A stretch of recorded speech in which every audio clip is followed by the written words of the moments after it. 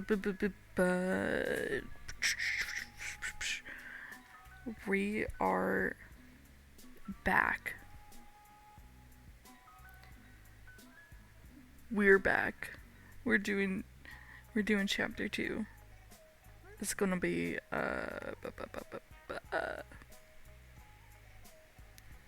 it's gonna be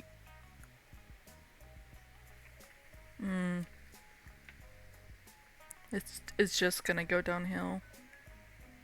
It's just gonna go downhill. Uh, but, but, but, but, but yes, let's get started. No, no reason to waste time. Hold off the inevitable.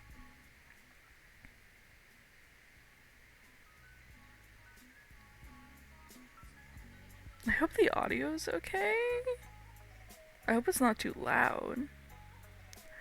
But when I went back and watched the VOD, it felt so weird to not have music. Just some background noise. So I'm doing that now. But yes, let's get fucking let's read chapter 2 of Stones to Abbigale. I know I'm on this hype train a couple years late, but I've been recently, a couple months ago, I was recently watching people review it, or review his books, and I need to see the horror myself. I needed. What the fuck? No copyright, but then there's ads.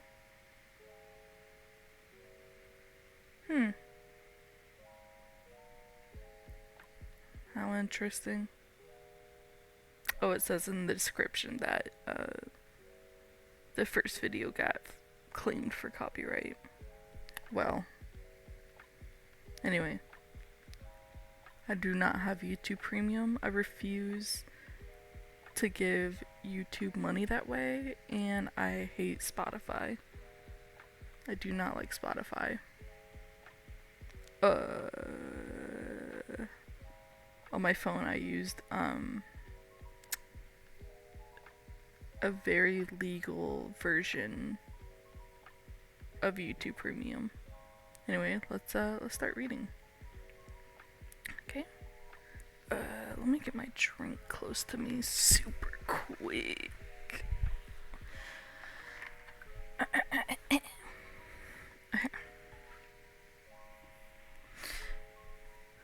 The following morning, Mr. Hanson approached me in the hall before class started. "We're supposed to talk," he said in his usual stern voice.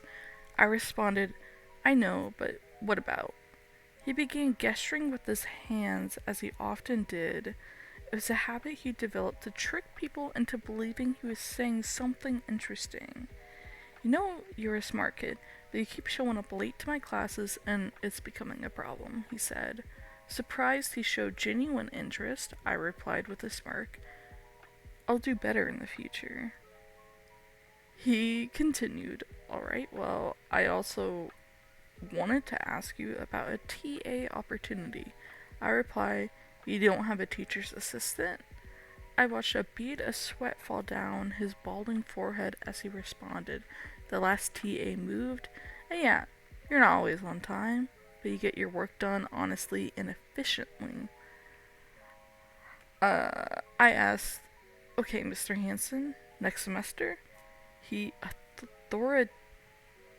authoritatively replied, "No, you could just take an elective class credit, and I'll let your current teacher know you'll be working with me from here on." I didn't know high schools have TAs. My high school didn't. So, I immediately thought of the possibility of losing art class and rejected the idea. "My only elective is art class right now, and I don't want to give that up," I said. He took a step back, looking offended and lost his temper. In a disgruntled tone, he said, "Art? Art class is a joke, James.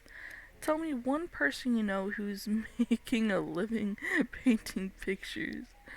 While the students nearby in the hall stopped and looked towards the shouting, I looked at Mr. Hanson uninfected, reminding him that I would not give it up. I was about to sacrifice the one class I had, or I wasn't about to sacrifice the one class I had with Abby for a long time with a sweaty, angry, prone history teacher.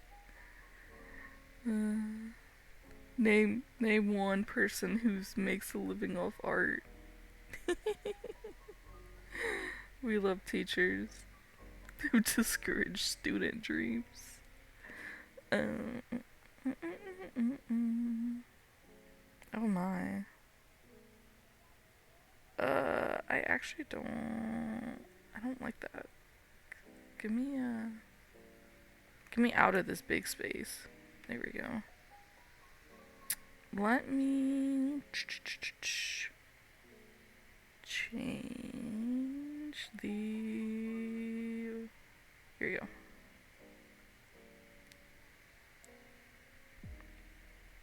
This is so unprofessional. But it's fine. It works. And where am I?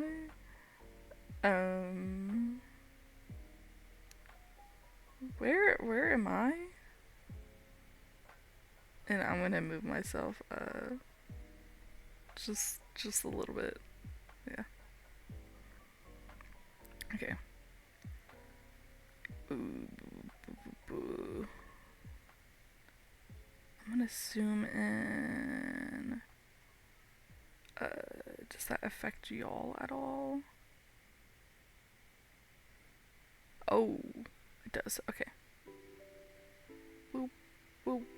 And we'll make it smaller. Yeah. Actually, make it a little bit like that. Okay. Oh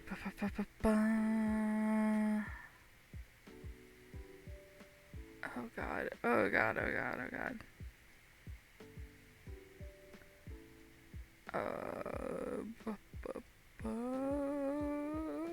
Okay. We're right here. Right here. Mr. Hanson looked at everyone, stopped in the hall, and screamed, "Oh, ha ha.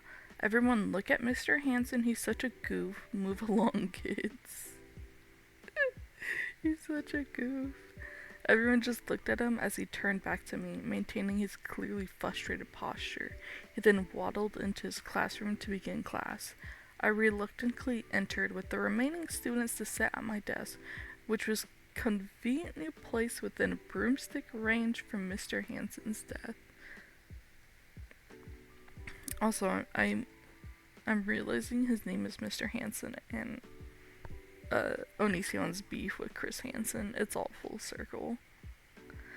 After enduring another useless history lesson revolving around my home state of Washington, it was finally time for art class. I walked as fast as I could without looking too awkward, in my normal fashion, only to find Abby wasn't even in the room. I sat down in my new seat and waited, only to see everyone but her fill the room. Miss Stanley closed the door to our class trailer and instructed us to begin dismembering the possessions we brought from home. I began cutting the bear with a scalpel Miss Stanley provided me. My muscles seemed to work on their own as I found myself consumed with Abby again. Her overwhelming presence on the edge of every thought fragment in my mind. Just a short while into class, I found myself looking down at my bear, now cut into 6 pieces. I felt like I was in a science lab dissecting an actual animal. The most noticeable difference between that and the coffin stuffing didn't even look like or stink of old flesh and death like real animals did. Later that day, during lunch, due to my mom not being able to afford buying me a cell phone, I used a payphone to call Abby but got no answer. I didn't feel like eating, so the rest of lunch I just sat on a bench outside, staring at people interacting with each other. Oh, fucking of course. That's great. Um, I love that his mom can't afford to buy a cell phone, like not even really cheapo flip phones. And I love that he has a working payphone he can use. Very awesome, Greg. Ba ba ba ba ba. I made a major effort to distract myself, knowing that focusing on what could be was mostly a waste considering I was so powerless to influence any change at that point. Even just watching the bushes move around in the wind made more sense to me than letting worry consume me. Later that night, after I just finished my shower, I placed the one cordless phone we didn't had we had we had in the house next to my bed on the windowsill. I would have dialed her, but I didn't want to call more than once a day for fear of wearing out my welcome. Excuse me. That night, a few different calls came in, but they were always from my sister Lisa. Her receiving a barrage of phone calls from random guys was nothing new to anyone in the house. We love slut shaming. The normal conversation you could expect to hear Lisa take part in, with excessive projection in her voice, would always mostly resolve around how stupid she thought other girls at school were and how she basically hates everything about Lakewood High. I didn't want to know what she was talking about ever, but my TV volume couldn't compete with her voice. It was like she had thought she was so important, everyone around her just had to hear everything she had to say, no matter how trivial the topic. After a couple hours, she finally stopped running her mouth, so I turned off my TV, and with it, my room faded into darkness. I woke in silence like a warm blanket on a cold night. I woke up the next morning to see the phone sitting there, just like my stupid alarm clock, useless and unbearably annoying to look at. I expected it to sound off at some point, but like the clock, it failed to deliver. It was raining outside. Clouds filled the sky in a normal Lakewood fashion. I wasn't going to skate to school this time out of fear it would rust my skates and hinder my abilities to skate fast, if even at all. Instead, I decided to ride the bus, pretending for only moments I really had a choice. As I climbed up the bus steps, Davis rang out, "Hallelujah! James is here to save everyone from the evil clouds." I genuinely smiled for the first time that morning thanks to him. As usual, I sat next to the window seat that Davis courteously always offered me. Oh god. Beginning of history class with the same old story. As I barely paid attention, I just thought about Abby and hoped she was okay. Interrupting my thoughts of Abby came a very rude outburst by Jason. It was odd to hear his voice, as I wasn't supposed to see him till art class. He stood outside our closed class door, waving his hands in hopes of disrupting us. It was clearly for no reason more meaningful than a toddler would have in invoking chaos around their immediate environment. Some people just want to get an emotional reaction to the behavior so they can feel a sense of power or control. Jason began banging on the door to Mr. Hanson. Jason began banging on the door, so Mr. Hanson walked over, opened the door, and asked, "Why aren't you in class?" Jason responded saying, "Got kicked out. What's up? What's up? What's up? Go stand outside till your class is over," Mr. Jason commanded. Jason rebelliously replied, "Don't tell me what to do, fatty." I could see Mr. Hanson was about to lose it, so I interrupted. No one wants you here, Jason. Mr. Hanson looked back at me with a look of surprise. He seemed shocked I would say anything on his behalf. Jason became extremely silent, now refusing to look anywhere but me. His glare was intense, but it seemed so forced, like he wasn't really offended, but didn't want to look weak in front of everyone else. Oh, Greg, you're so scary. Mr. Hanson then closed the door inches away from Jason's nose, but that didn't stop him from staring intensely through the vertical window slot in the door. He remained so still and consistent in his stare, it was almost as if he had become a red face, almost cartoonish portrait hanging on the door. We did not need to almost. As class came closer to an end, Jason was no longer staring at me and wasn't even visible from my perspective. Knowing Jason had something left to prove, many of the students naturally assumed he was somewhere within the immediate vicinity. I could tell what. Oh, by the way, why is the teacher just letting this guy just stay outside his classroom? Shouldn't he, get in contact with the other teachers or something? But no, he's just letting this guy stay. I could tell most everyone was concerned as they kept looking back at me, wondering what I was going to do about the clearly unstable and enraged jock that no doubt was still lurking just outside our door. Greg unironically using the word jock is sending me. Not actually, but it's very, silly. It's so silly every time he says jock. Every kid in there knew I couldn't just hide out in this class. I was sure this was some kind of victory for Mr. Hanson. He knew I wouldn't have this immediate problem had I accepted his offer to TA for him. My decisions led me to this. I built a doorway to certain destruction, and I knew if I was going to be brave, I had to walk through it. Alright. Dang, we're actually kind of flying. Yeah, we're kind of flying through this chapter. I didn't want to do a really long chapter read like before. Alright, we're right here. I didn't have time to deal with hesitating once class was over. I wonder if I can make this into a dark mode. Is there a way I can make this a dark mode? So it's not blinding me.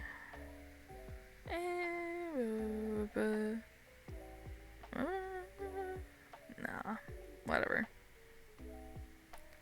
Y'all are just kind of flashbanged right now.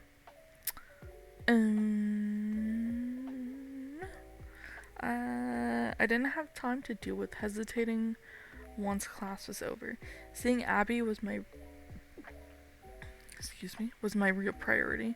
I walked out with the class just like I normally did, only this time, Jason was following close behind, as I'm sure most everyone assumed he would. I was about to leave the main building to head over to the art trailer, only to feel a hand grab my shoulder. The hand slipped as I pulled away, nails scraping along my skin to clamp on my shirt. I was then yanked swiftly back from the main hall door. It began.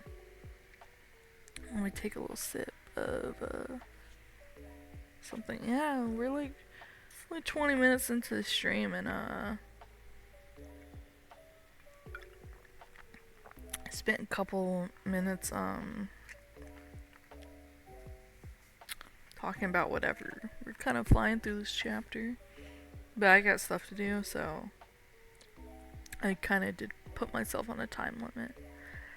I yanked my shirt aggressively out of his hand and clutched my now scratched up shoulder. I was now facing Jason, who immediately lunged at me and threw me into the already half-broken hall door just behind me. I bounced back from the impact and pushed Jason in the center of his chest to distance him from me so I could continue walking away. Without hesitation, he used my response to justify further violence and began throwing punches. I was knocked to the ground within seconds, and he began trying to pull off my backpack, resulting in me being briefly dragged across the floor like a helpless child. I was now a couple yards away from the door I was trying to leave through. I twisted away to return to a standing position while simultaneously snatching my backpack back so hard that I flew out of my hands and smacked the door behind me, leaving a huge crack in the glass. I could hear glass falling off the door behind me. Yes, the door behind me and the door behind me. Oh, okay. I thought those were in one sentence, but it's not, but it's just as bad. People began to gather around us, and like a chemical reaction, they became screaming just as they did before. Much of what was happening was a blur, but I remember they would scream every time Jason hit me throughout the infeasible one-way fight. It quickly got to the point where I didn't even feel the punches. I could only hear them laughing and yelling as Jason swung again and again. I kept falling over and over, but every time I would return to stand only to fail at defending myself from further blows. I didn't block a single hit. I didn't even throw one punch at him. I love that Greg is such a loser. And I should specify, I'm pretty sure people know this, but this is Greg's, I don't even know what this character's name is. I think it is Greg. Or, yeah, I think it's Greg because, This Is Why I Hate You, that's Arthur. But yeah, this is Greg, Mr. Onion himself. And he says that this is the good version of him. So, his good version is someone who can't defend himself. His ideal version. As my nose began to bleed, one of the boys my sister was friends with, Matthew, grabbed me and pulled me out of the fight. He was twice my size, but also on Jason's football team, so naturally he did nothing to help me win. The only thing he offered was an end to the beating I was suffering. Shortly after the fight ended, I found myself sitting on the mattress in the nurse's office, not allowed to leave, not allowed to do anything but think about what happened. Despite everything in my head feeling scrambled and disorganized, there was Abby, waiting in the same place, just as she sat in the back of the class. She radiated warmly in the back of my mind. I'm very curious, is Abby like a new girl? Like, is she like a new student? Because when she asked if she could do the art project with Greg, it reminded me of a scene in Donnie Darko where the new girl, the teacher's like, oh, you can sit next to who you think is the cutest in the classroom. And she sits next to Donnie Darko.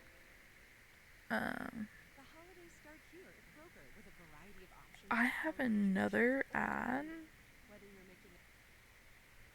You lied. This does have copyright. That's it. Does this have copyright? Oh, okay. No, it doesn't so far. Let's go. Yeah, but it reminded me of that scene in Donnie Darko where the girl got to sit next to Donnie because the teacher was like, oh, sit next to who you think is the cutest. So it made me think, is Abby a new student or what? Because I'm not too sure how long she's been going to the school or how long Greg has been infatuated with her. Not really too sure about that. Alright, we're so close to being done, y'all. As lunch approached, Princess Lehman came into the room I was staying in at the nurse's office and asked me how I was feeling. I responded, well, my tooth is chipped, my chin hurts, my face is bruised, and I just got humiliated in front of my peers. Mr. Lehman said, I've gotten multiple statements saying you pushed him. What's your response? I replied, I pushed him back after he pushed me first. All I did was push him back once, and then he did this to my face. I made a circular motion around my face, showing how one-sided the fight was. How one-sided the fight way. My bad, way. Princess Lehman said in a commanding voice, well, he's suspended for 10 days. He paused and I felt relief, assuming the principal was on my side. But then he continued, you will be suspended for 2 days. I was surprised they would suspend someone just for pushing back when they are pushed. What was I supposed to do? Just ignore being assaulted? If school is meant to teach us how to survive in the real world, and in the real world you're legally allowed to defend yourself, how could they justify this punishment? I once listened to these Irish YouTubers also do like a read thing, and they were like, why would he get in trouble? Like, is that a state's thing? And yeah, even if you defend yourself, you get hurt or you'll get in trouble. Princess Lehman informed me I could finish up the day and not return for the following 2 days. You should be at least grateful for that, Jason. Grateful for that, Jason was escorted off the school grounds entirely, he said. Principal Lehman stared at me sitting there, helpless and about to break down. Okay then, see you again in a few days, he said it quickly and walked out. All I could focus on the feeling in that moment was the tacky ice pack on my face and a sinking feeling of worthlessness. Not something I'd like to admit, but the truth is, I cried seconds after Principal Lehman left the room. The type of cry you suppress but your eyes still become red and your body trembles painfully. Body trembles and painfully hot tears still fall. Sorry, I'm shocked that he used that symbol. That's a very you don't use that in like a writing, like unless it's a title or something. It's very weird. It's the type of sadness that made a person ache to the core, but you do your best to hold on, to not lose yourself to your emotions like you would so carelessly do as a child. How much longer? Okay, we can do this. We got this. We got this by the ass. Too far back. Okay. We're right here. I sat in the room alone till I could collect myself. Shortly after, I gathered my stuff and proceeded to finishing my classes for the day. I also asked a couple of my teachers about any work I would miss so I could keep up while I was suspended. I didn't have any motivation to stop by every single class before leaving the school entirely. As I was about to get on the bus home, I looked over to see Abby again in the parking lot with her boyfriend Seth. Ooh, this is gonna heat up. They were standing by his car. This time they were not showing affection. In fact, she seemed like she wasn't even willing to look at him, despite him clearly and aggressively speaking to her. Without a second's thought, I shifted away from the bus and began walking over to Abby to see if she was okay. The more I could hear Seth's tone as he approached, the more worried I became. Seth reacted to me like a guard dog in a ghetto fenced yard.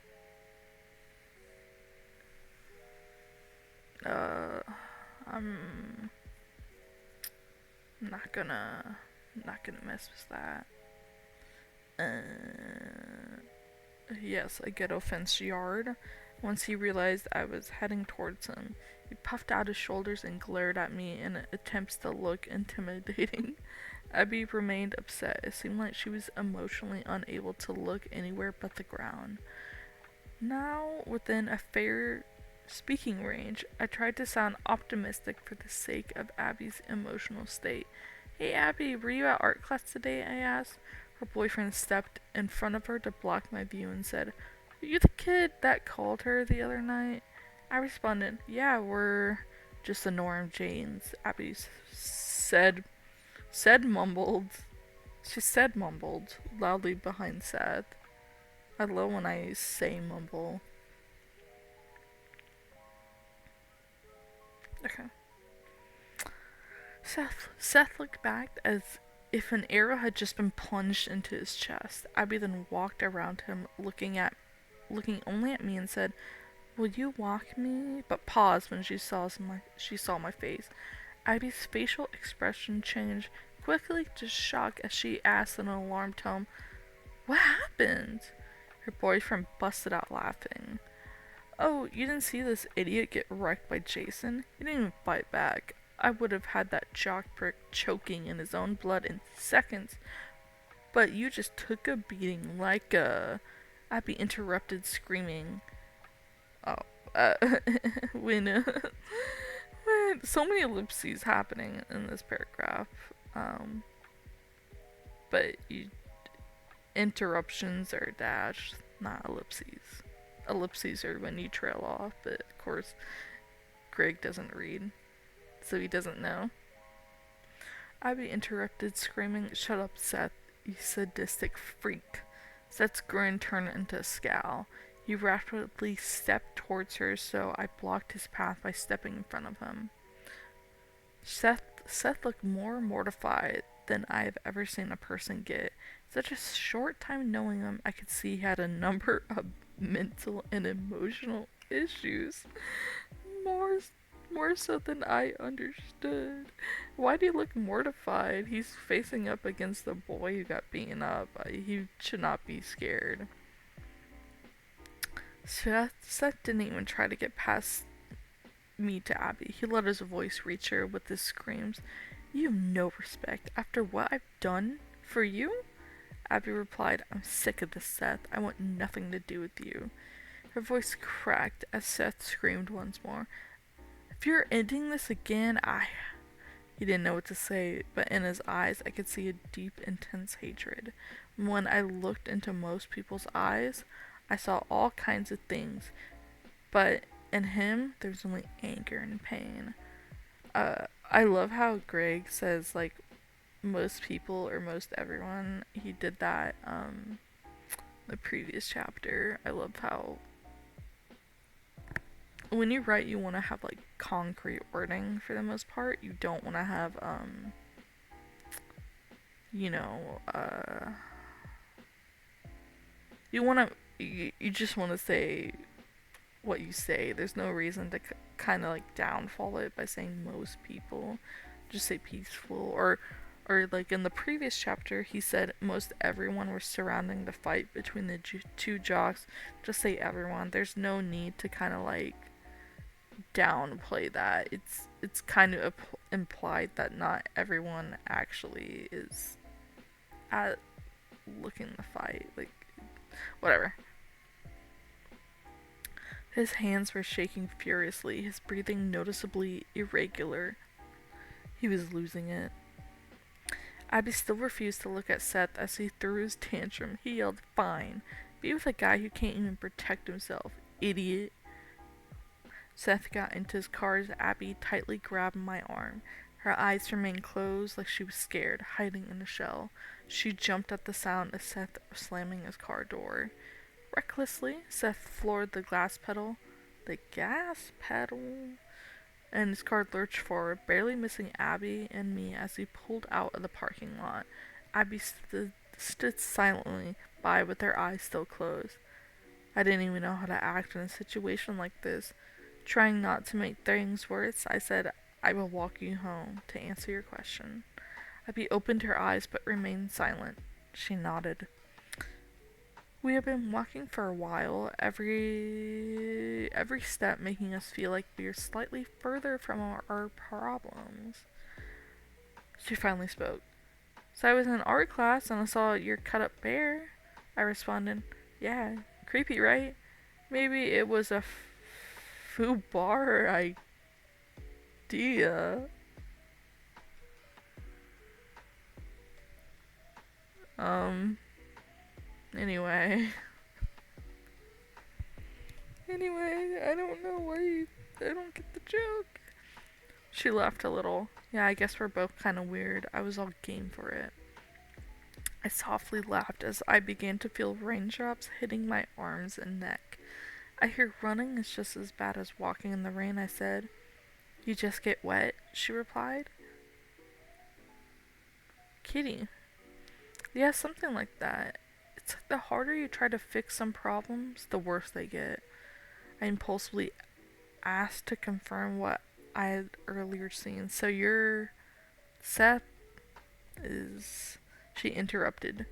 Hopefully soon, completely out of my life.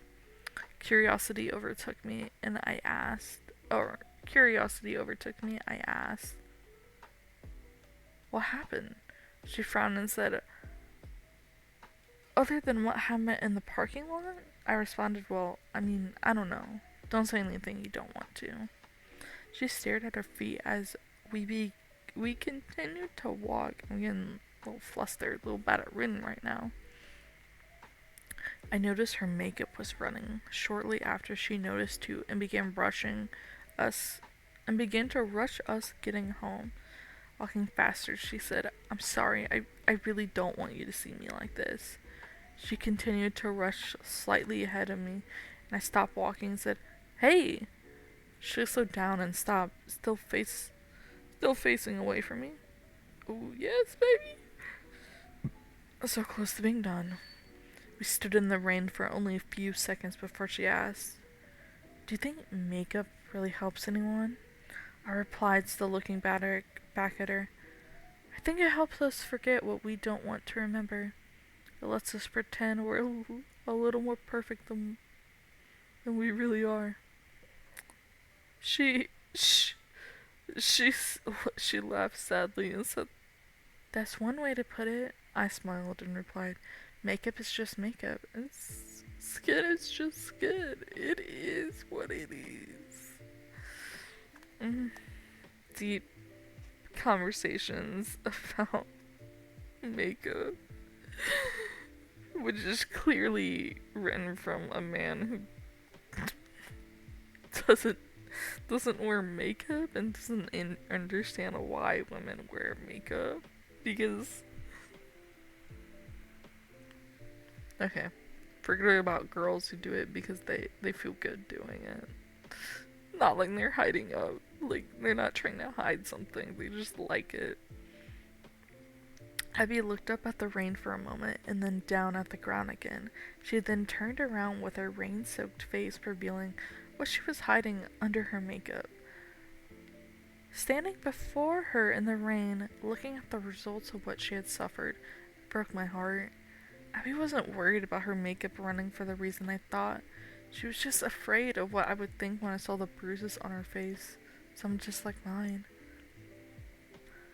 She's real comfortable with this guy that she only talked to 2 days ago. Very comfortable. Do you see them? She asked with a quiver in her voice. Without restraint, I responded with the first thing that came to my mind. I see a beautiful girl I very much enjoy walking with in the rain. I love male fantasies that are I will take a broken, damaged girl and make her whole again. Despite her face being covered in falling drops of rain, I could clearly see tears fall from her eyes. Her head fell forward as she began to shake, her tears falling almost in sync with the rain. I walked up to her and put my arm around her side and walked with her the rest of the way home. As we got to the doorstep, I said, I'm just 7 letters away. Call if you need anything, okay? She smiled and nodded. See you tomorrow? She asked. I replied, I got suspended for 2 days. She looked offended. Wow. Punishing the guy who got beat up. Classy. I responded, yeah. Well, I pushed back. She replied, clearly not hard enough. I laughed sadly, looking down as she unexpectedly wrapped her arms around me. Despite it being so cold out and her being soaked, it was the warmest hug I've ever received. I've hugged her back, said goodbye, and walked home with a huge smile on my face, bruises and all. Okay. Well, that took also 40 minutes, the same amount of time as the first chapter. Um, Three's a short chapter, but I think I'm gonna leave three and oh, oh, okay. I'm gonna leave 3 and 4 for the next time we do this or I stream because 5 is like kind of tanky. Um, mm, mm, mm, mm. But thanks for anyone who stopped by, watched a little. I'm gonna be uploading this to to YouTube so people can so I can read a bedtime story to my pals. Anyway, uh, thank you guys for stopping in. Had a good time this time, and later.